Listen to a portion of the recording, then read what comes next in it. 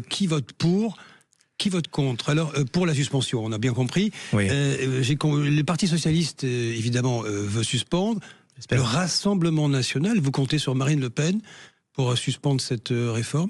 Non, écoutez, moi, ce que j'ai vu et ce que j'ai pu défendre comme député, comme président de groupe, c'est qu'il y a à l'Assemblée nationale une majorité pour suspendre cette réforme et pour essayer de trouver une autre solution pour équilibrer notre système de retraite qui pourrait être plus juste. Ce que je trouve fort aujourd'hui, c'est que le Premier ministre respecte un engagement, la parole donnée, c'est quelque chose d'essentiel, la bonne foi qui est mise sur la table aujourd'hui. Le RN, vous savez, la gauche a fait barrage au RN pour les élections législatives. Vous en savez quelque chose, vous étiez quasiment dissident chez vous, on va pas revenir là-dessus. Oui.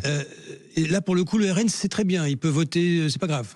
Non, mais c'est pas le RN où, vous savez, vous avez la France Insoumise de l'autre côté qui annonce voter contre la suspension des retraites, c'est qui est quand même assez contre-intuitif. Vous avez fait les comptes, justement, vous pensez que vous allez y arriver? Oui, je pense que la suspension sera actée tout à l'heure, en tout cas à titre personnel, je le souhaite, c'est quelque chose que j'ai défendu et je veux remercier le Premier ministre d'avoir respecté cet engagement qui est de faire en sorte qu'il y ait ce débat devant les Françaises et les Français tout à l'heure à l'Assemblée nationale.